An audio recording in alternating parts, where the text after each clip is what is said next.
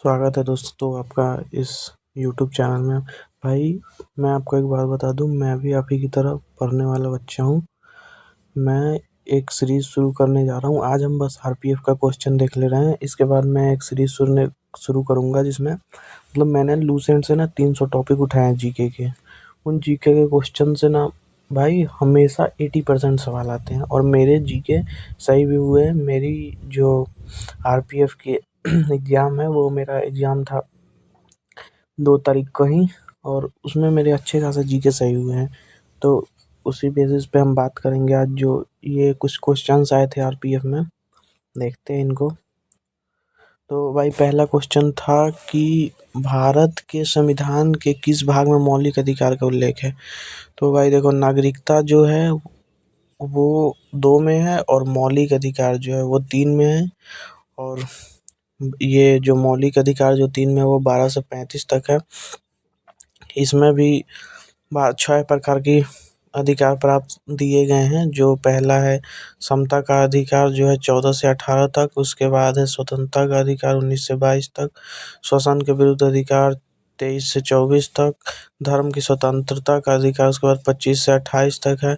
संस्कृति और शिक्षा संबंधी अधिकार 29 से 30 तक है। संवैधानिक उपचार का अधिकार आर्टिकल 32। इसे बी आर अम्बेडकर जो थे, बी आर अम्बेडकर, उन्होंने इसे संविधान की आत्मा कहा है, संविधान की आत्मा। ठीक है, तो फिर नए क्वेश्चन पे आते हैं। तो ये दूसरा क्वेश्चन है कि 2024 और 25 का जो बजट में डिफेंस का केंद्रीय बजट के रूप में कितना प्रतिशत है। तो इसमें आप देख सकते हैं कि अनुमान जो था वो 9.53 का अनुमान से ज़्यादा है और यह केंद्रीय बजट का 13.45% हिस्सा है। और आप इसमें लगभग में नहीं जा सकते, ये पूरा एक्यूरेट होता है, ये जो डाटा होता है। तो इसका हो गया। और अब अगले क्वेश्चन देखते हैं कि कौन सा अनुच्छेद कानून के समक्ष समता का अधिकार है। तो कानून के समक्ष समता का जो अधिकार है वो आर्टिकल 14 में है। कानून के समक्ष समता का अधिकार आर्टिकल 14 में। आप ऐसा ही है कि आर्टिकल याद सकते हैं। जो अस्पृश्यता का अंत है, छुआछूत, वो आर्टिकल 17 में। उपाधियों का अंत है 18 में। 19 में वाक एवं अभिव्यक्ति की स्वतंत्रता, और इसमें ही प्रेस की स्वतंत्रता दी गई है। इसके बाद एक आर्टिकल, आप सबसे ज़्यादा जो आर्टिकल पूछे जाते हैं वही है, एक आर्टिकल 44 है, समान सिविल संहिता। और नेक्स्ट क्वेश्चन देखते हैं। 1956 में कौन सी पंचवर्षीय योजना चलाई गई थी। 1956 में कौन सी पंचवर्षीय योजना चलाई गई थी। तो आप जानते हैं कि पंचवर्षीय योजना जो स्टार्ट हुई थी वो हुई थी 1951 से। 1951 से 56 एक चली थी, 1951 से 56। उसके बाद दूसरी 1956 से स्टार्ट हुई थी और वो चली थी 61। तो जो दूसरी पंचवर्षीय योजना है वो स्टार्ट हुई थी और टोटल 12 पंचवर्षीय योजनाएं चली थी।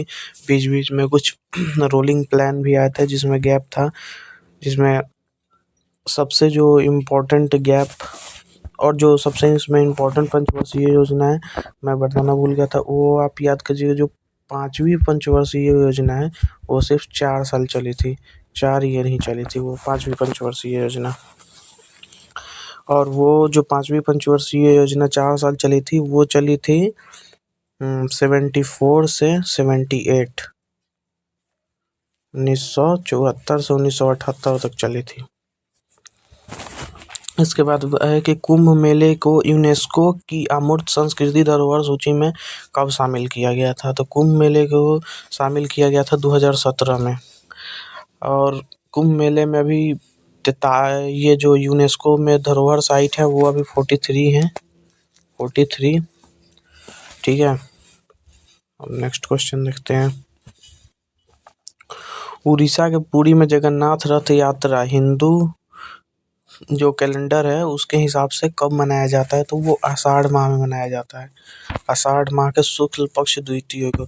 और उड़ीसा में जो ये जगन्नाथ रथ यात्रा है जो मनाया जाता है, तो इसमें 3 रथ निकलते हैं। एक निकलता है उनके भाई बलराम के लिए, एक उनकी बहन सुभद्रा के लिए, और एक जगन्नाथ जी के लिए रथ निकलता है।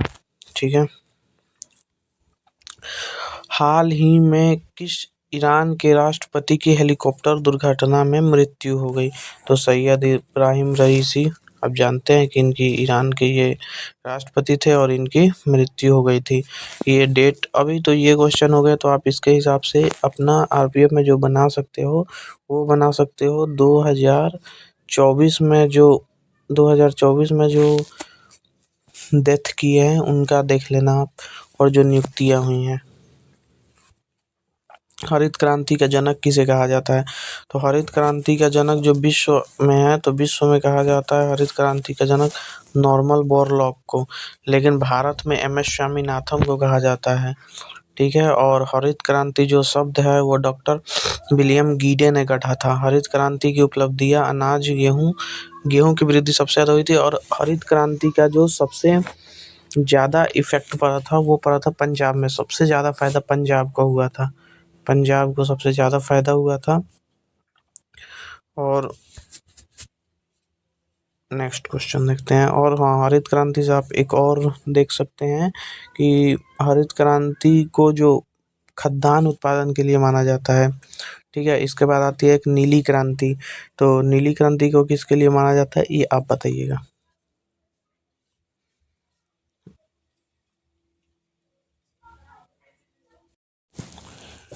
इसके बाद एक क्वेश्चन है कि गुप्त काल के सिक्के को क्या कहा जाता था?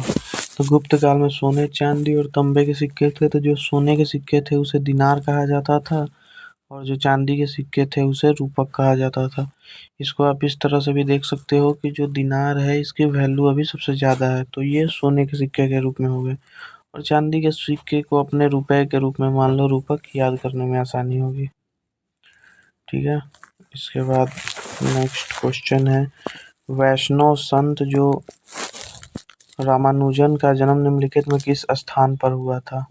तो रामानुज का जो जन्म हुआ था वो तमिलनाडु के ये जो त्रिपेरनबुदूर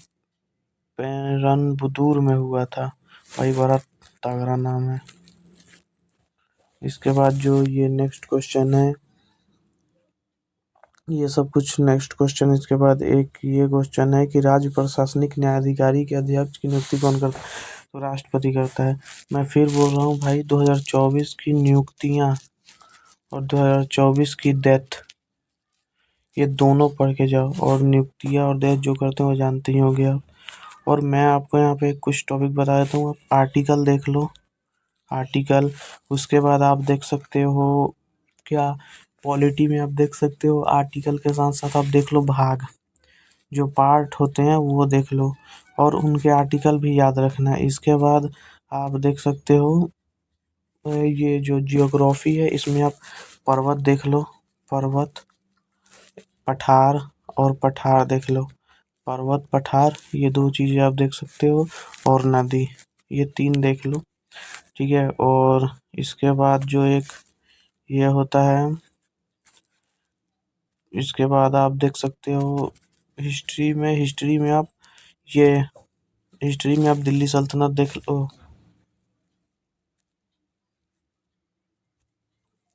हिस्ट्री में आप दिल्ली सल्तनत देख लो, दिल्ली सल्तनत। इसके बाद